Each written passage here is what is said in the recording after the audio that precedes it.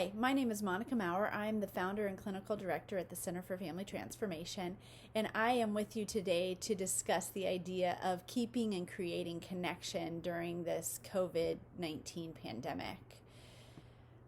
Connection is the most important part of being human, and we all need it. There's no doubt in any of our minds that this pandemic is changing the way that our society works. And there are aspects of our way of life that's being abruptly stopped because of the pandemic.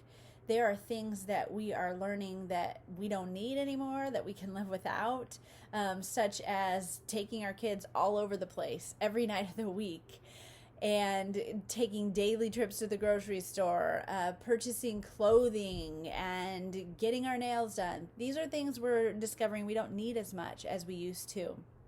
However, there are other things that we are desperately missing and can't wait to get back to, such as getting our hair cut and colored, right? Going to massage therapy, eating meals at our favorite restaurants, and just feeling free to love and connect and shake hands or give a hug. And so as mental health therapists, our job actually involves considering how a pandemic like this could impact the mental and emotional health of individuals. A large concern is in regard to the way that we're changing relationally as we are in isolation socially.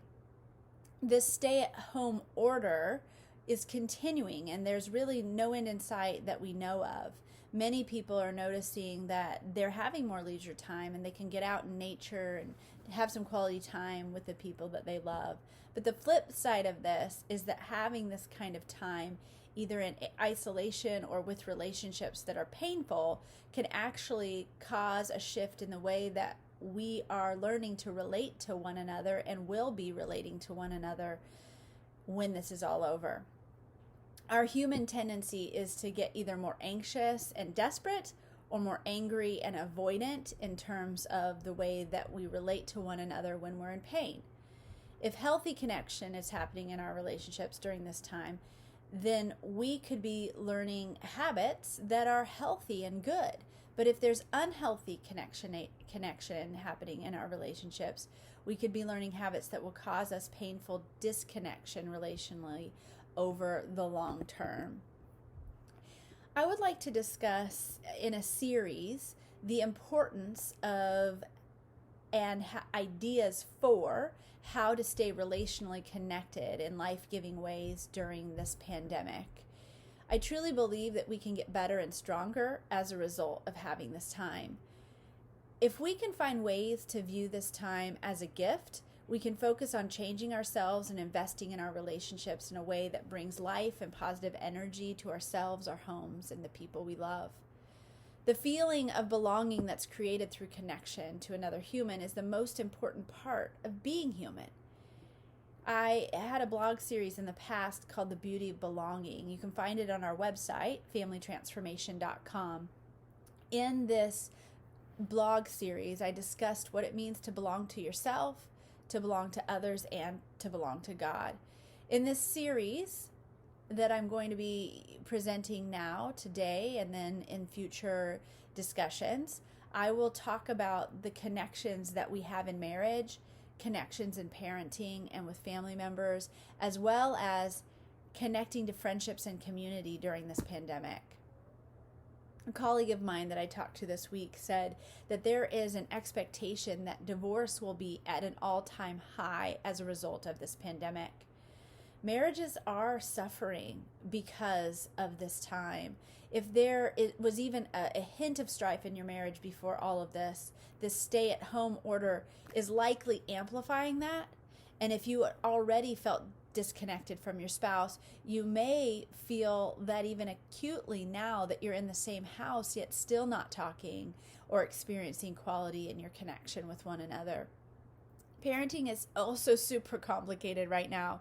Whether you're a parent of an infant or a toddler or an elementary age child or an adolescent or even a young adult who's home from college or who can't work right now, there are various challenges that are being presented. Parents are now required to not only parent but educate their children. Homeschool families are off and running, but those of us who didn't expect to ever find ourselves in this position are overwhelmed by this task. If you're a working parent, this may be causing severe complications to your ability to provide for your family. This kind of stress is overwhelming, and the strain of the parent-child relationship takes a toll on our ability to build love and trust in our relationships with our children. Love and trust are two of the main ingredients for a healthy connection, and if those are strained, that's not good for those relationships. Children, no matter the age, are taking in this pandemic experience in a variety of ways. It's hard for adults to understand what's happening, much less explain it to a child.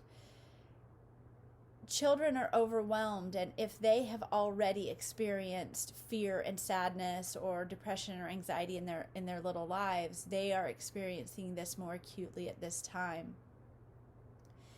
Children are spending a lot of time on technology, not that they weren't before, but this may be creating more and more of an opportunity, and maybe even getting addicted to technology right now.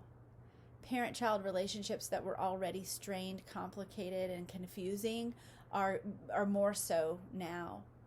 Families who are used to seeing grandparents and maybe going on trips to visit family members out of town are feeling the acute disconnection that the pandemic is causing. We're so thankful for technology and that we can visually and verbally connect in real time. It's pretty amazing.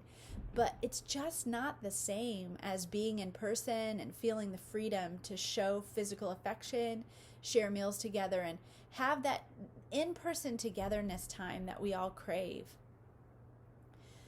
At the center, we are most concerned for those who are single and alone in their homes. These people are experiencing the pandemic in ways that a lot of us can't even imagine. I would think it would be better to be frustrated and confused by too much together time than being stuck inside by yourself without connection outside of video to another human being. Those who are finding themselves alone during this time may be experience an increase in depression and anxiety symptoms. Thoughts of the past or fears of the future may be crowding in. There's no doubt that this is overwhelming, and as therapists, we want to help. It's proven that joyful connection and relationship provides deeper and more lasting satisfaction than any other thing, substance, or experience that we can have. Addiction, mental illness, relational struggles, depression, and anxiety can all be treated most effectively by healthy connection and belonging and relationship. So today I'd like to provide some initial tips for adjusting to the pandemic in terms of healthy connection. And in later discussions, I'll go into more detail in terms of how to create these connections in marriage, with children, and in families, as well as with friendships and in community. So to get started, grab your journal or just commit some of these questions to your thoughts. Just begin to think about, number one, what do I want out of my relationships? And what is getting in the way of me getting what I want? Number two, what are those around me experiencing with me, and what would they prefer or want to experience with me? And what's getting in the way of me providing that for them? The third question is, how can I begin to communicate with those around me in a healthier way? Talking about maybe what I feel, what I'm experiencing, what my emotions are. Just maybe being calmer and using warmer voice tones. Just ask yourself, how am I communicating now, and how can I communicate in more healthy ways?